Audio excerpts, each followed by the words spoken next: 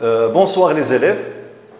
Nous allons dans cette leçon faire une étude énergétique des oscillateurs qu'on avait étudiés au cours des dernières leçons.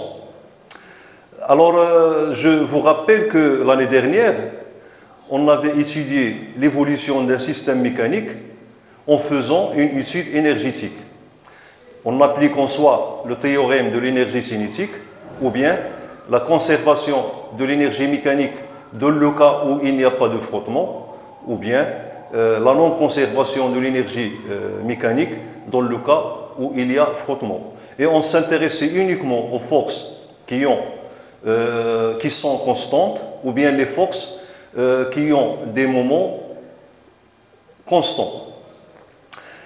Et comme force qu'on avait étudiée, c'est le poids. Et on a montré que le travail du force de poids est égal à l'opposé de la variation de l'énergie potentielle de pesanteur. Et on a conclu que le poids est une force conservatrice. Donc ça veut dire quoi, une force conservatrice? C'est une force dont son travail ne dépend pas du chemin suivi, il dépend uniquement de la position initiale et la position finale de son point d'application. Et aussi, c'est une force, lorsqu'il travaille, elle ne fait pas varier l'énergie mécanique. Ça veut dire qu'elle transforme soit l'énergie potentielle en énergie cinétique ou bien l'inverse. Et on a vu que les forces de frottement ne sont plus des forces conservatrices. Pourquoi? Parce que ces forces, en travaillant, elles font varier l'énergie mécanique et ils le transforment en une autre forme d'énergie qu'on avait appelée énergie thermique. C'est pour cela qu'au cours du temps, on a remarqué que l'énergie mécanique diminue. Bon, alors le plan de cette leçon, donc on va commencer par l'étude énergétique d'un pendule élastique, puis pendule de torsion, et on terminera par l'étude énergétique du pendule pesant et de son cas particulier, le pendule simple. Mais avant de commencer cette étude énergétique, donc, je vais faire un rappel sur le travail d'une force. Et je vais commencer par le travail d'une force constante. Bon, tout d'abord, je vais écrire le titre de la leçon, aspect énergétique. Aspect énergétique.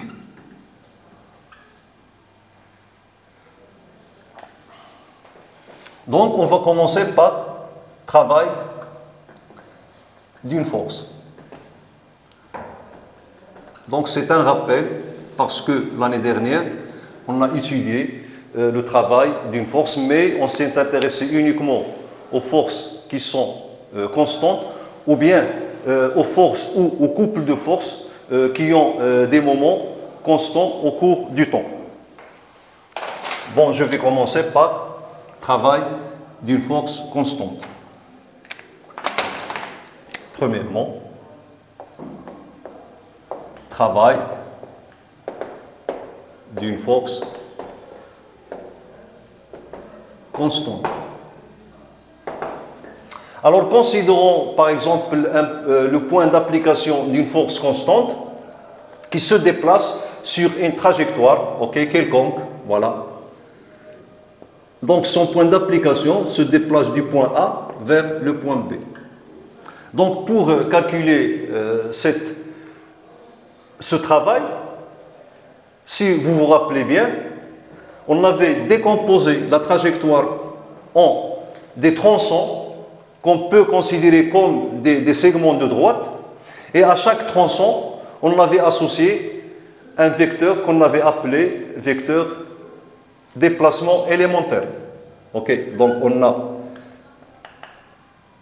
décomposé la trajectoire en des tronçons très petite, de telle sorte qu'on peut considérer chaque tronçon comme un segment de droite. Ok? Ainsi de suite. Et on a associé à chaque tronçon un vecteur déplacement élémentaire qu'on avait noté delta Li. Bon, la force F qui reste constante au cours du parcours, donc F égale à constante. Ça veut dire qu'il garde les mêmes caractéristiques au cours du temps. Direction, sens, ainsi que intensité. Et pour calculer le travail de la force de A vers B, on a commencé par exprimer le travail élémentaire. Ça veut dire le travail effectué par la force le long d'un tronçon de la trajectoire considérée rectiligne. Et on avait écrit delta travail I, ça veut dire c'est un travail élémentaire, égal à le produit scalaire de la force F fois le vecteur déplacement delta Li. Et pour calculer le travail total lorsque le point d'application de la force se déplace de A vers B, donc on avait effectué une sommation des travaux élémentaires. Ça veut dire que le travail de la force F lorsque son point d'application se déplace de A vers B égale à sigma des delta Li. Pardon, delta Wi, ça veut dire les travaux élémentaires. Donc delta, le travail c'est le travail élémentaire. Et delta Li, c'est vecteur déplacement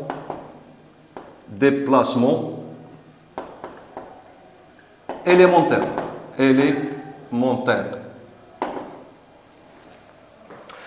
Alors on a remplacé delta Wi par son expression, ça donne F fois delta Li. Et comme F est constante, donc je peux la faire sortir de cette sommation. Donc égale à la force F, produit scalaire de cette somme delta Li. Et en appliquant la relation de Charles, on va trouver que sigma delta Li n'est autre que le vecteur AB. Et finalement, on avait écrit F fois AB.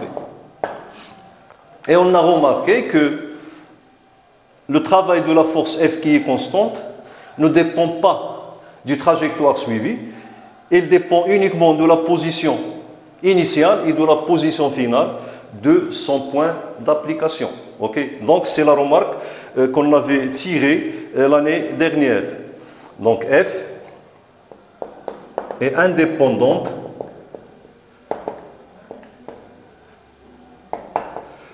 du trajectoire suivi.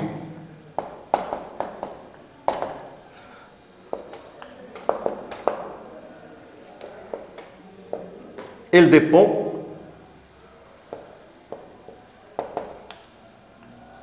uniquement de la position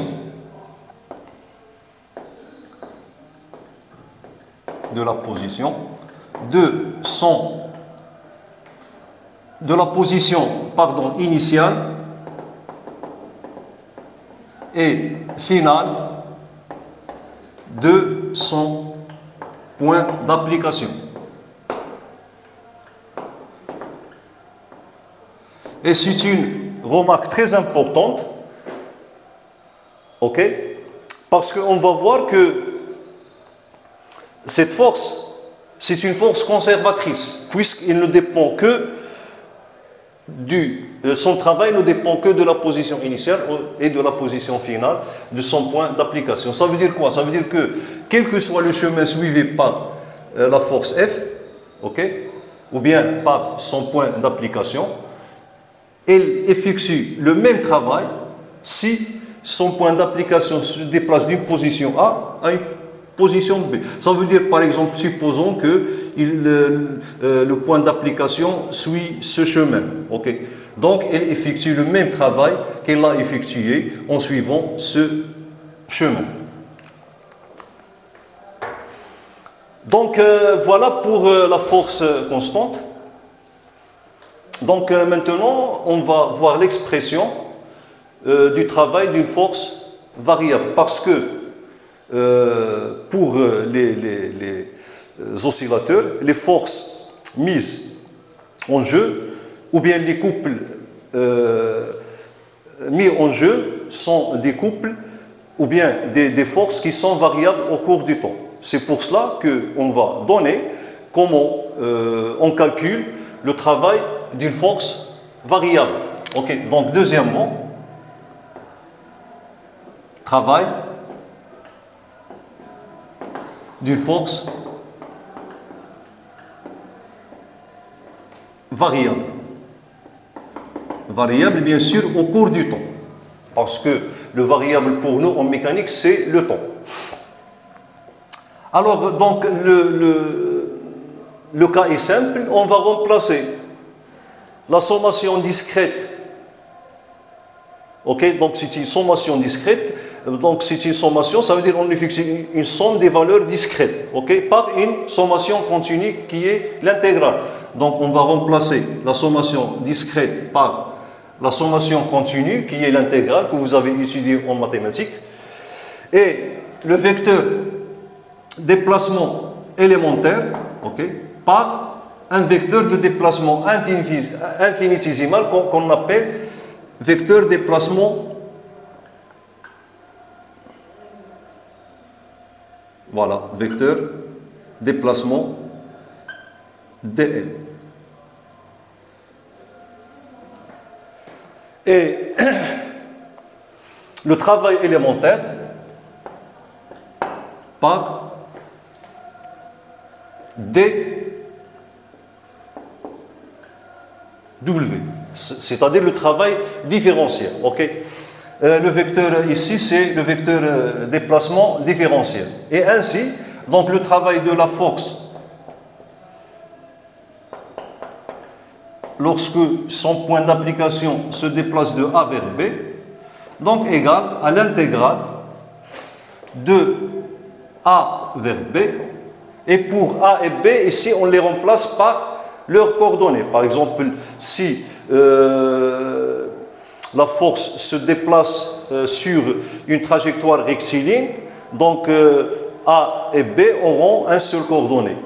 Si la force se déplace sur un plan, okay, donc X, A et B auront deux coordonnées. Okay, et on va effectuer un double intégral, donc on n'a pas ça au programme. Si F se déplace sur une trajectoire dans un espace de 3 dimensions, alors A et B, on va les remplacer par leurs coordonnées qui sont 3. Okay? Mais pour nous, on va considérer uniquement le cas unidimensionnel. Ça veut dire les coordonnées de A et les coordonnées de B ne sont qu'une.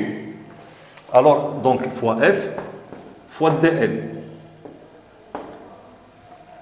Et puisque F est variable, alors on ne peut pas faire sortir F de l'intégrale.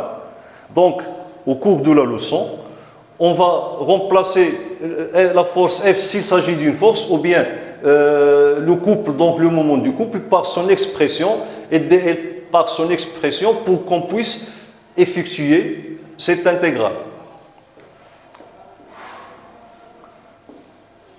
Donc c'est le calcul qu'on va utiliser pour calculer les travaux, soit des forces ou bien des couples qu'on rencontre dans le cas des oscillateurs. Bon, voilà, maintenant on va faire une étude énergétique d'un pendule élastique. Alors, grand 2, étude énergétique d'un pendule,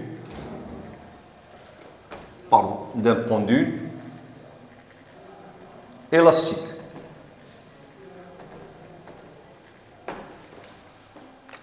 Bon, voilà, donc on va considérer un pendule élastique. Alors, je vais faire ici le schéma.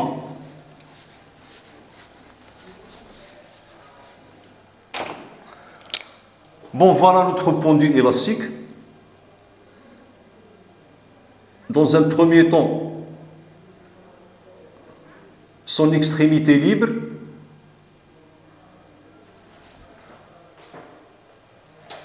alors cette extrémité-là donc nous donne la longueur initiale du ressort. Ça veut dire la longueur initiale, ça veut dire la longueur à vide.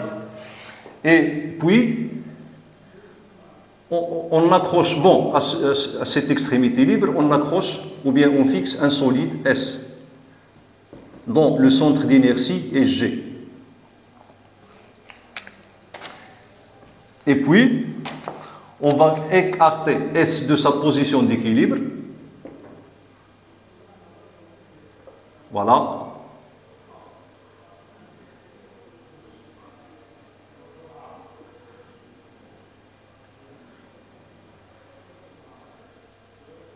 Et on va faire cette fois-ci une étude énergétique pour déterminer l'évolution du système.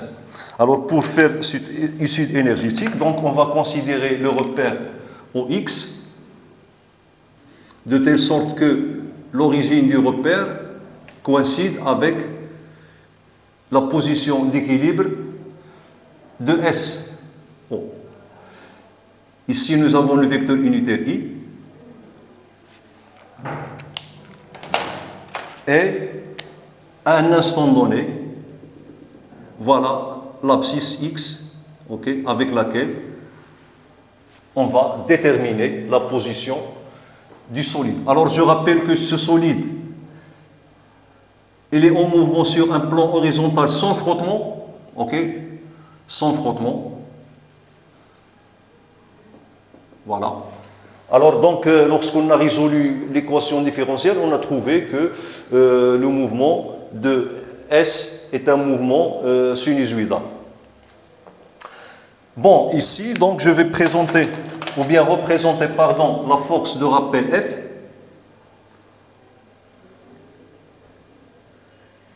Voilà.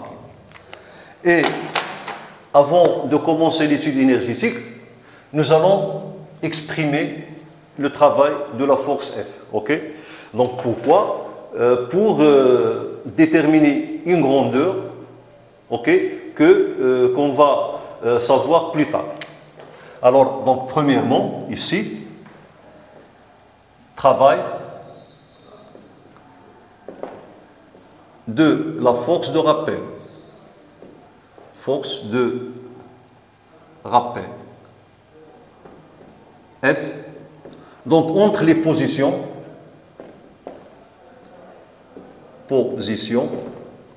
A et B. Ok. Alors, voilà par exemple la position A. Ok. Donc, ici, c'est la position A d'abscisse XA. Et la position B, par exemple, ok. Voilà. XB, la position B. Donc, alors F est variable, donc on va appliquer la sommation continue, ça veut dire on va appliquer le calcul intégral. Donc travail de F, lorsque le point d'application de F se déplace de A vers B, égale à l'intégrale. Okay. Donc l'abscisse de la position A, c'est XA, de XA vers XB, de la force F fois le vecteur déplacement différentiel. Donc, commençons par exprimer F. Alors, F, on sait tous, égale à moins K fois le vecteur delta L. Ok.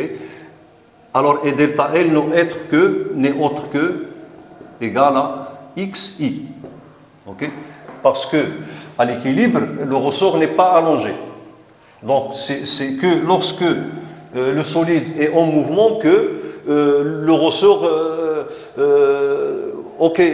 tantôt il s'allonge et tantôt il se comprime.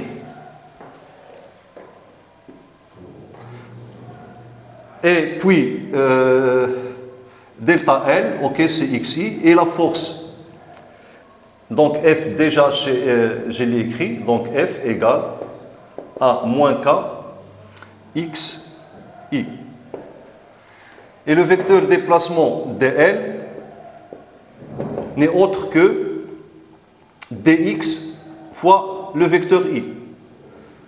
Parce que le solide se déplace sur une droite. Ok? Donc dl égale à dx sur i. Et puis, donc, je vais remplacer ici dans l'intégrale et je trouve que travail de f égale à l'intégrale xa de xa vers xb de kx. Alors ici, j'ai déjà moins, donc je peux la faire sortir de l'intégrale. Ok? Donc moins kx dx et i, ok, fois i, donc le produit scalaire de i égale à 1. Ok?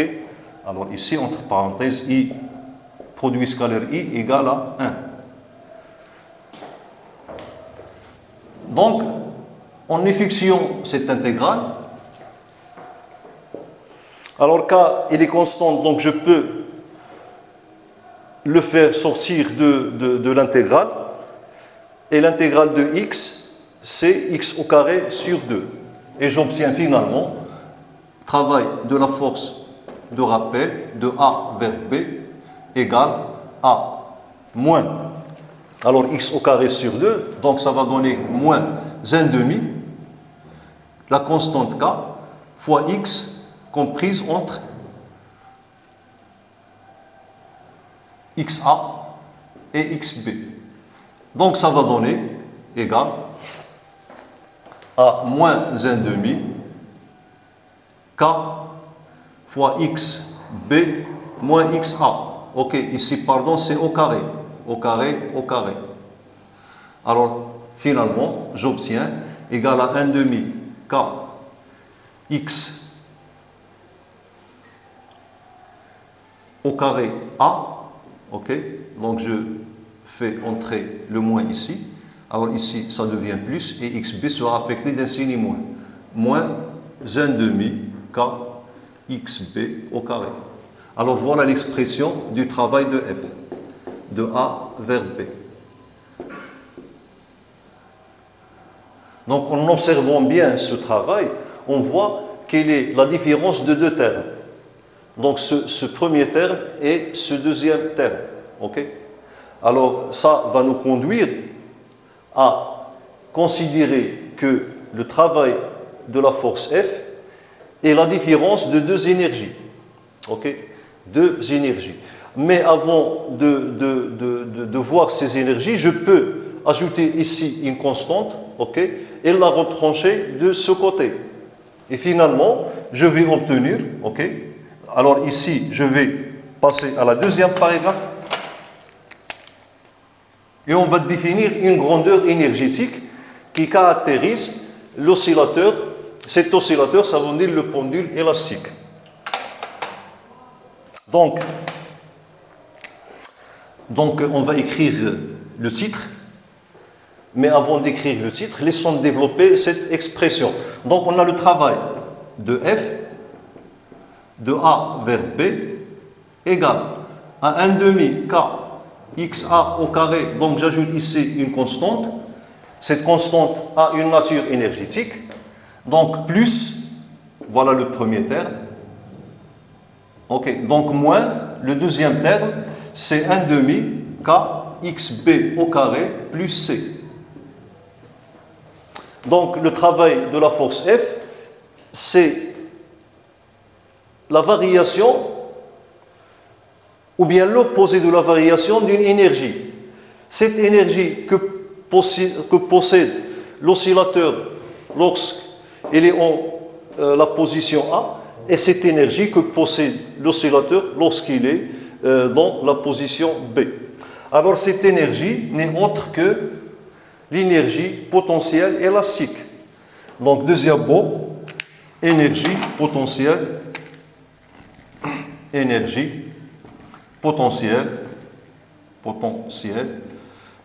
élastique. Qu'on note par énergie potentielle élastique.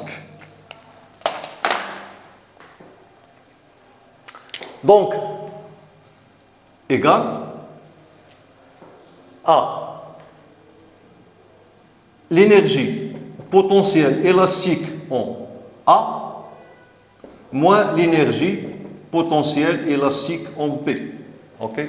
Donc le travail de la force F n'est en fait que l'opposé de la variation de l'énergie potentielle élastique du système. Travail de F. Comme on a vu l'année dernière pour le poids, on a trouvé que le travail du poids est l'opposé de la variation de l'énergie potentielle de pesanteur. Ok. Alors, donc ici, on va définir l'énergie potentielle.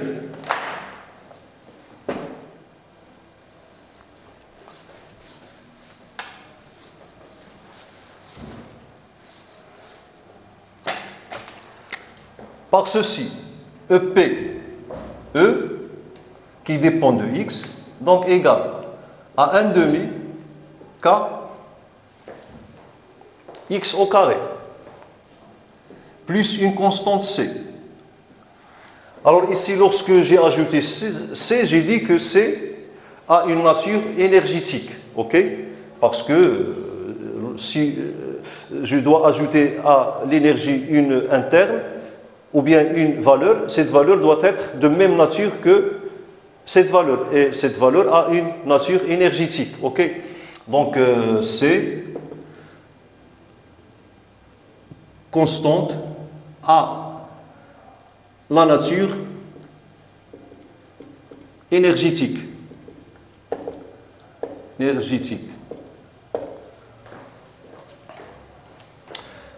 Donc, voilà l'expression de l'énergie potentielle, et l'énergie potentielle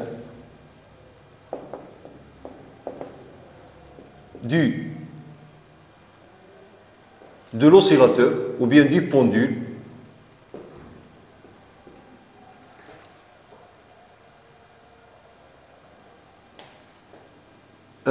et l'énergie potentielle du pendule lorsqu'il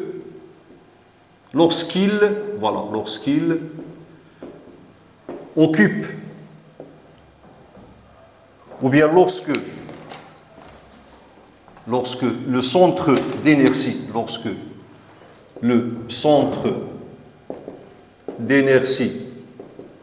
de S occupe la position d'abscisse X. Alors c'est une constante qui dépend de l'état de référence. Qu'est-ce que ça veut dire l'état de référence? Donc c'est l'état lorsque le solide se trouve en cet état, son énergie potentielle est nulle. Donc C est une constante qui dépend de l'état de référence de l'énergie potentielle élastique, où on attribue à EPE la valeur nulle.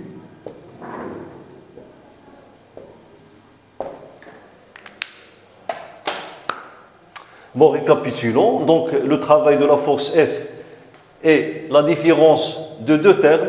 Okay? Donc, ces termes, c'est une énergie potentielle qu'emmagasine le système lorsqu'il est en position A.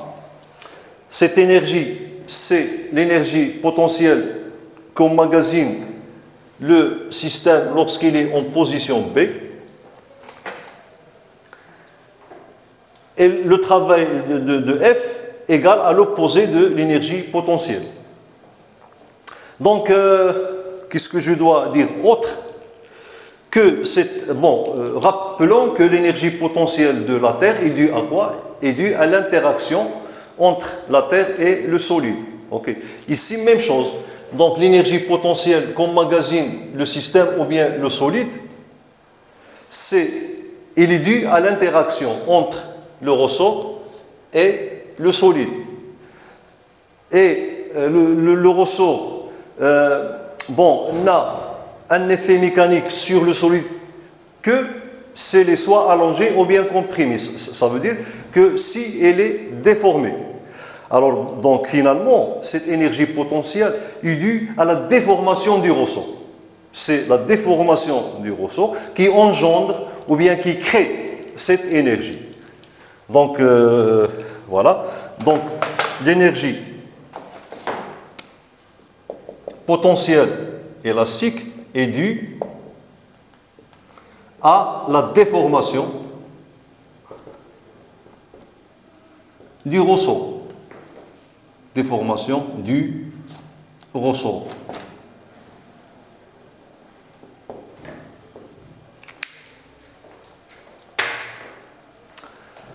Alors voilà la nouvelle forme d'énergie qu'on a définie et qui concerne le pendule élastique.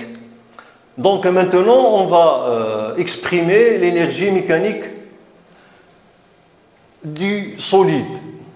Et notre objectif est de savoir si cette énergie mécanique reste constante lorsque le solide est en mouvement, ça veut dire lorsque la force F travaille, ou bien cette énergie varie au cours du temps. Mais étant donné que la force F, on l'a vu ici, peut-être je n'ai pas signalé ça, mais vous voyez cette formule, alors le travail de la force F ne dépend pas du chemin suivi. Il dépend uniquement de la position initiale et de la position finale du centre d'inertie du solide. Ça veut dire, supposons que, par exemple, le corps part de A, ok, puis il dépasse le point B, puis retourne au point B. Alors, il aura effectué le même travail que s'il se déplace directement de A vers B. Donc, le travail de la force de rappel est indépendant du trajectoire suivi. Il dépend uniquement de la position initiale et de la position finale du centre d'inertie. Et cette propriété confirme le fait que la force F est conservatrice. Ça veut dire qu'elle ne modifie pas ou bien ne fait pas varier, lorsqu'il travaille, son travail ne fait pas varier l'énergie mécanique. Et on va confirmer cette remarque par une démonstration. Okay. Donc nous, d'avance, on sait que puisque cette force elle est conservatrice, puisque son travail est indépendant du chemin suivi, alors il est conservatrice, donc son travail donc ne modifie pas l'énergie mécanique. Et on va montrer ça, ok? Donc on suppose qu'on ne sait pas si l'énergie mécanique varie ou ne varie pas, ok? Donc on sait pour la force constante, ok? Lorsque la force est variable, est-ce que son travail ne fait pas varier l'énergie mécanique? Alors on va exprimer l'énergie mécanique tout simplement.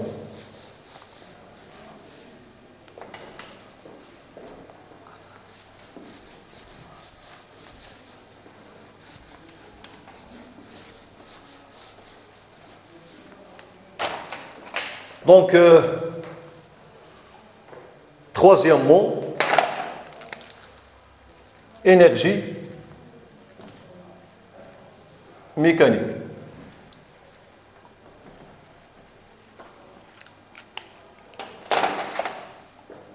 Donc, on sait que l'énergie mécanique est la somme de l'énergie cinétique plus l'énergie potentielle élastique. En général, l'énergie mécanique égale à l'énergie cinétique plus l'énergie potentielle. Et pour simplifier, alors nous, puisque l'énergie potentielle... Donc, je dois vous dire que l'énergie potentielle n'a aucune signification physique. Pourquoi? parce que sa valeur dépend de la constante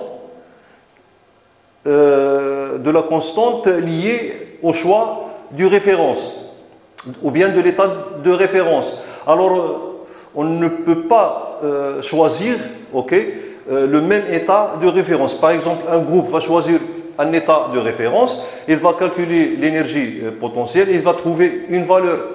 Un autre groupe va choisir une autre, ou bien un autre état de référence, et il va trouver une autre valeur. Du fait, donc, les deux groupes n'ont pas trouvé la même énergie potentielle. C'est pour cela que l'énergie potentielle n'a pas de signification physique, alors puisqu'il est lié à une constante.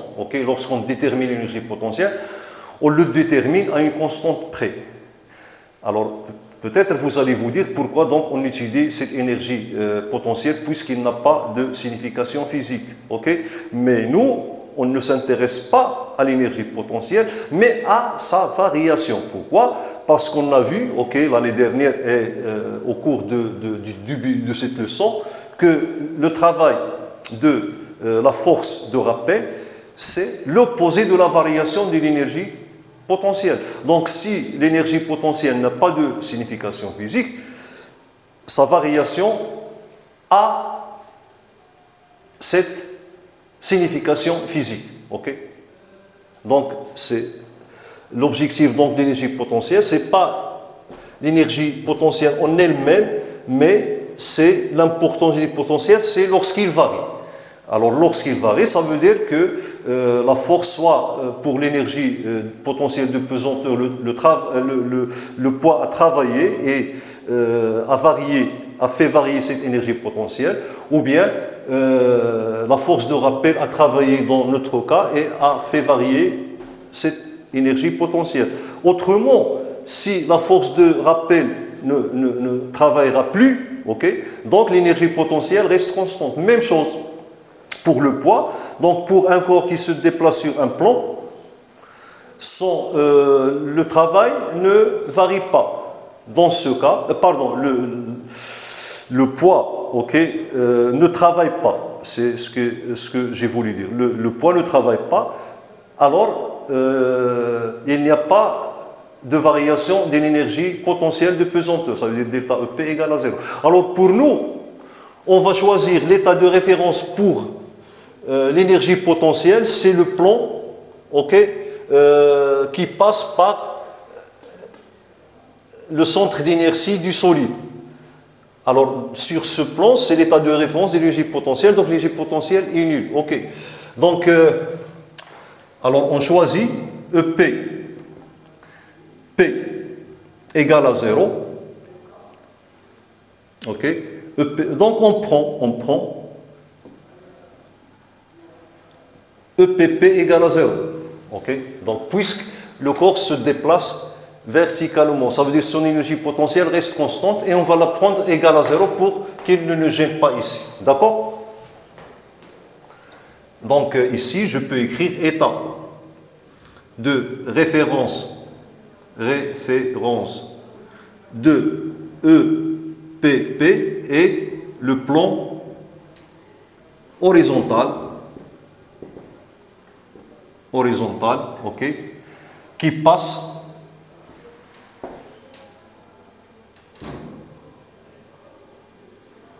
par G, centre d'inertie du solide. Et en même temps, donc, pour avoir une forme simple d'énergie potentielle élastique, donc la constante liée à l'énergie potentielle élastique, on va choisir le plan ou bien l'état de référence et le plan horizontal qui passe aussi par le plan vertical, qui passe par le centre d'inertie G.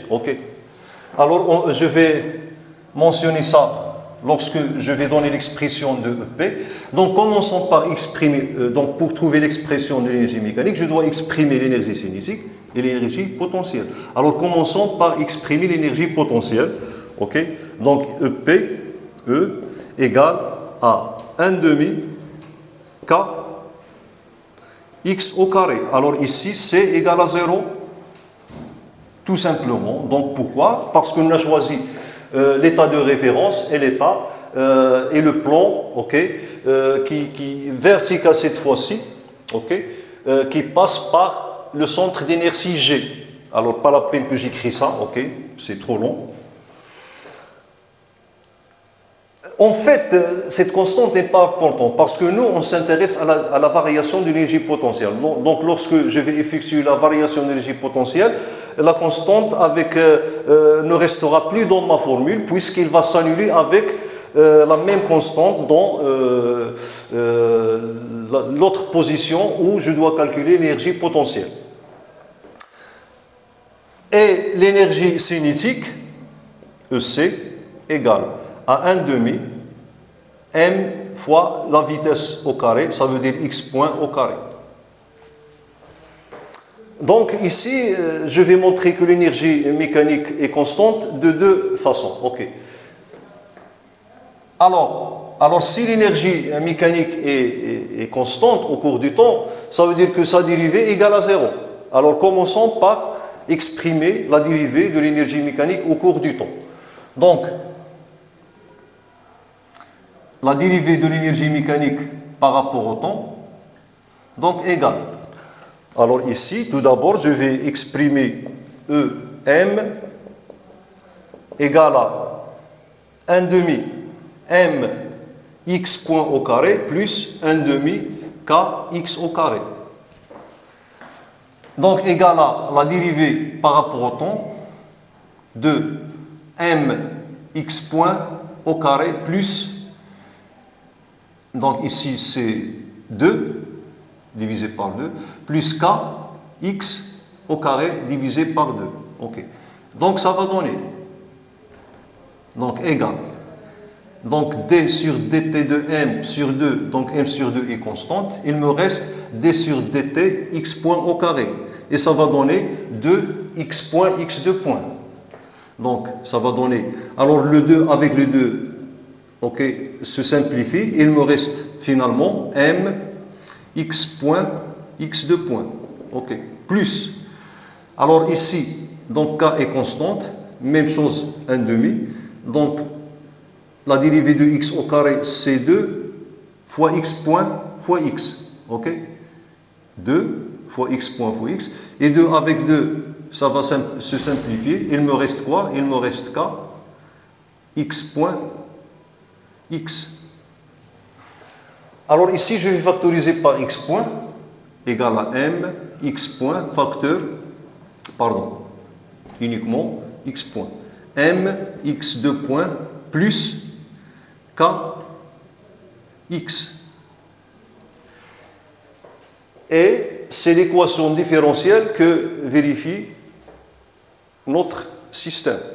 Et cette équation différentielle, trouvez qu'elle est nulle. Ok? Alors, voilà, égale à 0.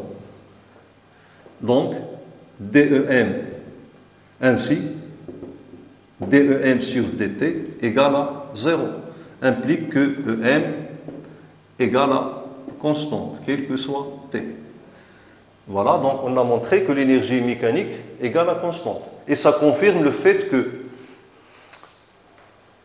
alors lorsque le corps est en mouvement, donc F travaille nécessairement, et lorsqu'il travaille, donc il ne fait varier plus l'énergie mécanique, elle reste constante. Donc F est une force conservatrice, puisqu'elle ne fait pas varier l'énergie mécanique, ok? D'où F est une force conservatrice. Conservatrice. Ça veut dire son travail ne fait plus varier l'énergie mécanique. Ou bien, une force conservatrice, c'est une force dont son travail est indépendant du chemin suivi. Donc, il dépend uniquement de la position initiale et la position finale de son point d'application.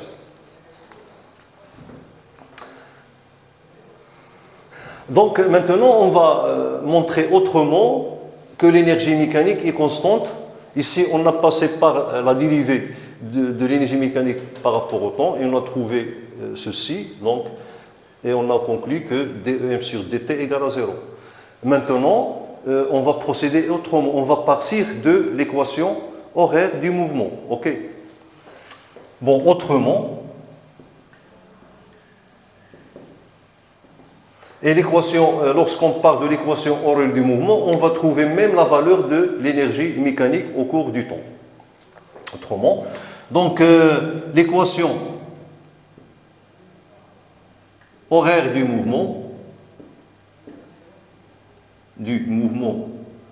de G est x de t égale à xm, ça veut dire la valeur maximale, xm, de l'élongation, fois cosinus de pi sur t0 fois t. Et pour simplifier, donc on va prendre phi égale à 0, ça veut dire les conditions initiales, x point égale à 0, ça veut dire à t égale à 0, et x égale à xm, ça veut dire l'amplitude A. Xm, c'est l'amplitude. Donc, pour simplifier, on va prendre phi égale à 0. Okay. Même si on prend phi n'est pas égal à 0, on va trouver la même chose. Donc, pour simplifier, j'ai pris phi égale à 0 pour que ce phi ne nous gêne pas lors de calcul. Ok, pas les calculs, mais lors de l'écriture tout simplement. Bon. Donc, on va exprimer l'énergie cinétique, énergie potentielle, en partant de l'expression de l'élongation.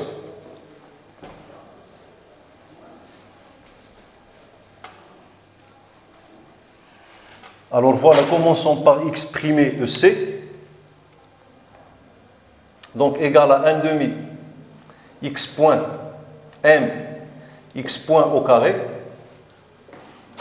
Voilà. Alors ici, je vais dériver x point, parce qu'on aura besoin de ça, égal à moins 2pi sur t0 xm sinus 2pi sur t0 fois t. Donc je vais ici remplacer x point par sa valeur, ça va me donner égal à 1 demi m moins 2pi sur t0 au carré, c'est 2pi sur t0 le tout au carré, xm au carré sinus carré de pi sur t0 fois t. Alors ici j'ai sinus carré, donc je vais faire une transformation pour se débarrasser de ce carré. Ok? Donc je vais écrire ici les formules de transformation qu'on va utiliser.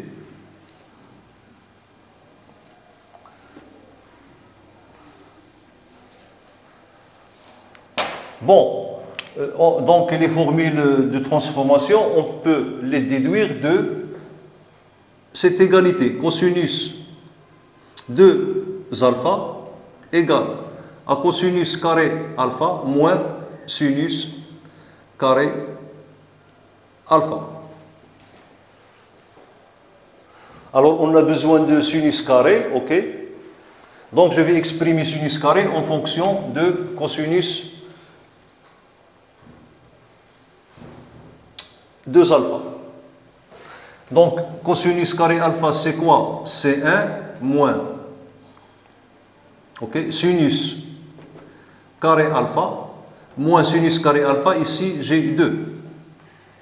Et finalement, donc, sinus carré alpha égale à. Alors, je vais ramener ce terme ici, ok? Et cosinus 2 alpha, donc ça va donner 1 moins cosinus 2 alpha sur 2. Voilà la première formule de transformation. Donc, je vais utiliser cette formule ici. Donc, ça va donner 1 demi m. Bon, m fois 2pi sur t0 au carré. Donc, on a vu que la relation entre 2pi sur t0 au carré et m est k. Donc, si on effectue, on remplace 2pi sur T0 au carré par sa valeur. On va simplifier par m et on trouve ici k. Okay. Vous pouvez montrer ça, okay, parce que vous savez l'expression de 2pi sur T0 au carré. Donc ici, je garde xm au carré et j'ouvre la parenthèse et je remplace sinus carré 2pi sur T0, okay, par cette expression-là. Alors alpha, c'est quoi? C'est 2pi sur T0 que je dois multiplier par 2 et ça va me donner 1 moins cosinus, donc je dois multiplier ici par 2, ça va donner 4pi sur T0, T. Okay. Et le 1 demi, ici, ça va donner 1 quart. Donc on a simplifié l'expression de l'énergie cinétique. Okay. Ici, j'ai une équation de second ordre, ici, j'ai une formule du premier ordre. Okay. Maintenant, on va exprimer l'énergie potentielle. Okay. Donc l'énergie potentielle égale à 1 demi kx au carré. Donc je vais remplacer x par son expression, la voilà. Okay. Et j'obtiens égale à 1 demi k x au carré, c'est xm au carré, facteur de cosinus au carré de 2pi sur t, pardon. Cosinus au carré de 2pi sur T0 fois T. Donc ici, je vais faire une autre transformation pour exprimer cosinus carré alpha en fonction de cosinus de 2 alpha. Alors, donc je vais ici laisser cosinus carré alpha. Je pars de cosinus 2 alpha égale. Alors, cosinus carré alpha moins. Alors, sinus carré alpha, c'est 1 moins cosinus carré alpha. Donc, ça va donner plus cosinus carré alpha. Et j'obtiens égal à 2 cosinus carré alpha moins 1. OK? Et ça va donner, donc, je cherche cos carré alpha, donc égal. Donc, le moins 1, lorsque je le déplace ici, ça va donner plus 1 et j'obtiens 1 plus cosinus 2 alpha sur 2. Deuxième formule de transformation. OK? Donc ici, je vais remplacer cosinus carré alpha par cette expression. Alors le 2 ici, ça va donner ici 4, donc égal à 1 sur 4 fois k, xm au carré. Donc cosinus carré, c'est 1 plus cosinus 2 fois 2pi sur T0, ça veut dire 4pi sur T0 fois T. Et voilà l'expression finale en fonction de cosinus de l'énergie potentielle. Alors donc, je vais écrire l'énergie mécanique en fonction de ces expressions.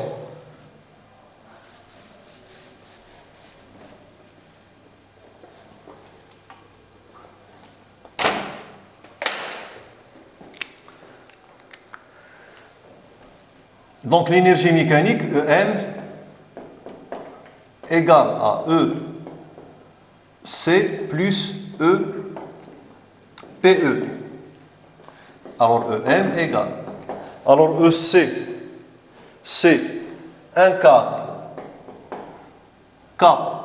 KXM au carré. Voilà.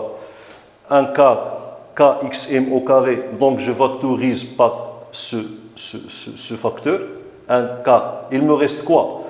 Il me reste donc EC 1 moins cosinus 4pi sur T0 fois T plus 1 plus cosinus 4pi sur T0 fois T. Donc moins cosinus plus cosinus, ça donne 0. Alors 1 plus 1 égale à 2. OK? Et 2 divisé par 1 quart, ça va, ici je trouve 1 demi. Voilà l'expression de l'énergie mécanique. Et on voit que toutes ces valeurs sont indépendantes du temps, donc égales à une constante. OK? Et ici, on a déterminé même la valeur de EM. Alors donc, comment on interprète physiquement ce résultat? Le fait que l'énergie mécanique reste constante même si la force de rappel travaille, tout simplement, au cours du mouvement, le travail de la force de rappel convertit l'énergie cinétique en énergie potentielle et inversement. Ça veut dire une fois il convertit l'énergie cinétique en énergie potentielle, élastique, et dans d'autres fois, il convertit l'énergie potentielle en énergie cinétique. Et ça, on va le voir sur une représentation graphique. Donc, je vais représenter graphiquement les trois énergies, l'énergie potentielle, l'énergie cinétique et l'énergie mécanique dans le même repère. Okay? Donc, voilà notre repère. T, ici. Okay? Donc, je vais représenter l'énergie potentielle par le marqueur vert. Alors ici, vous voyez que la période de l'énergie, donc c'est une fonction périodique mais pas alternative. Okay. Donc la période c'est T0 sur 2. Okay. Okay. T0 sur 2. Alors voilà ici T0 sur 2. C'est la période. Okay. Ici c'est T0 sur 4. Alors donc voilà l'énergie potentielle. Donc lorsque T égale à 0, okay, donc on trouve que EP égale à 1 quart fois K xm au carré. Ok?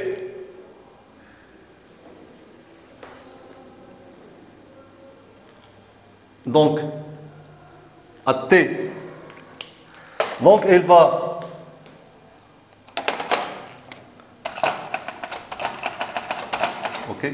donc ici, alors ici, donc il va reprendre la même valeur, ok,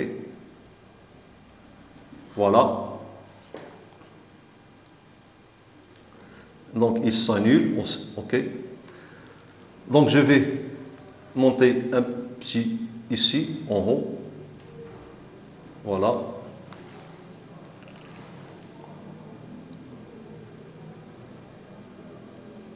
Donc ici j'ai un quart, je vais écrire avec le noir, ici un demi,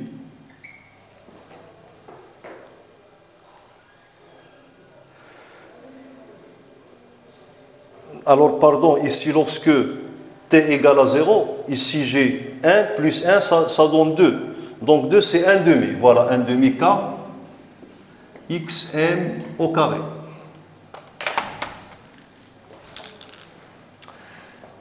Alors ici, donc, en demi-période, il s'annule. Voilà.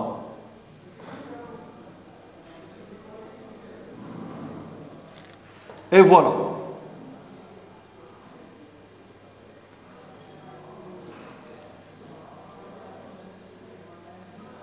Pardon.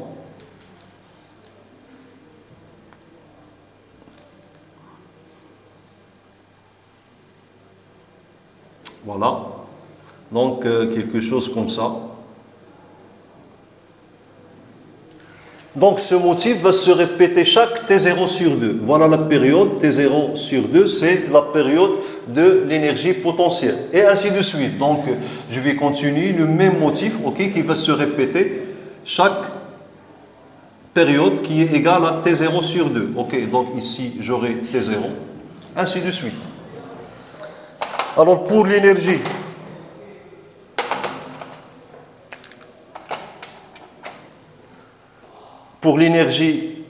cinétique, ok, lorsque T égale à 0, donc ici j'aurai 1, donc l'énergie cinétique est nulle. Et j'aurai cette allure de la courbe, ok, voilà, ici, il va prendre sa valeur maximale, ok, voilà, voilà, et voilà, ainsi de suite, ok. Donc ici, voilà.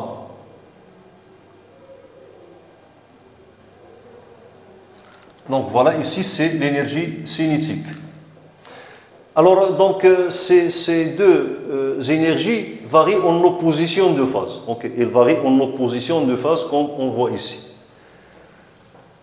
Et l'énergie mécanique, je vais la représenter en noir. Voilà l'énergie mécanique. Donc il reste constante au cours du mouvement parce qu'à chaque instant, elle est la somme de l'énergie potentielle plus l'énergie cinétique. Voilà l'énergie mécanique. Donc ici j'ai EM.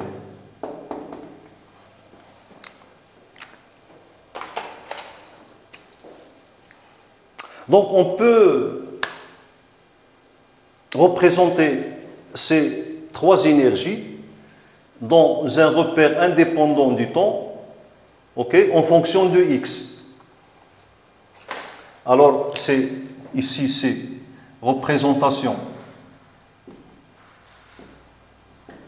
temporelle, ok, des énergies. Ici, représentation spatiale. Représentation spatiale des énergies.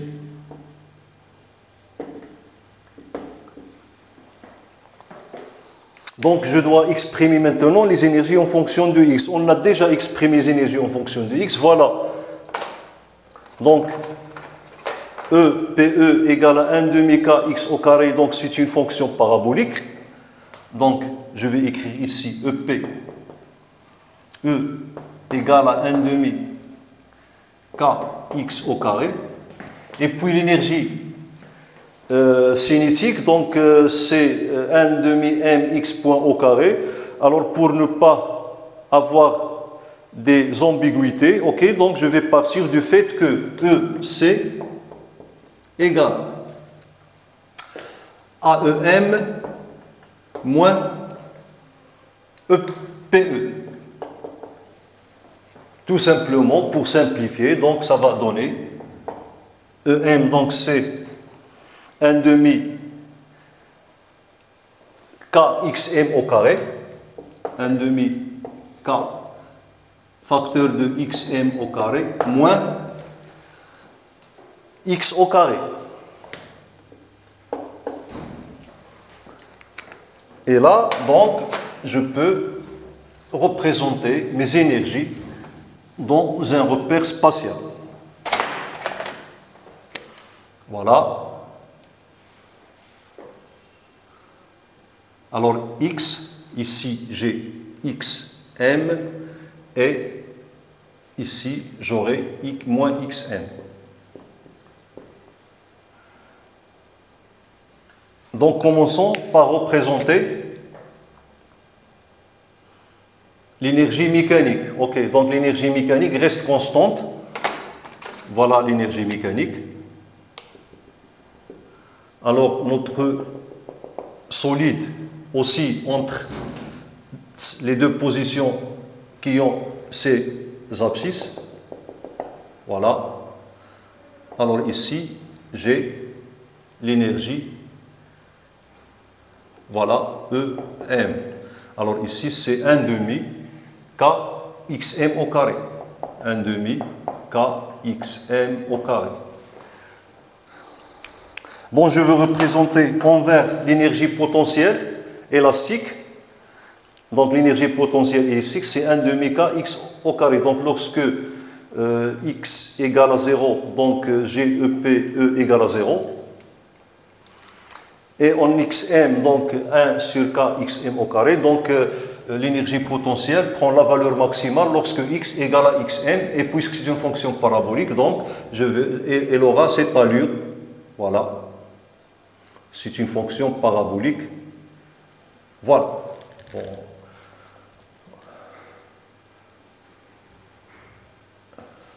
Alors pour l'énergie mécanique, pardon, pour l'énergie cinétique, alors ici c'est l'énergie,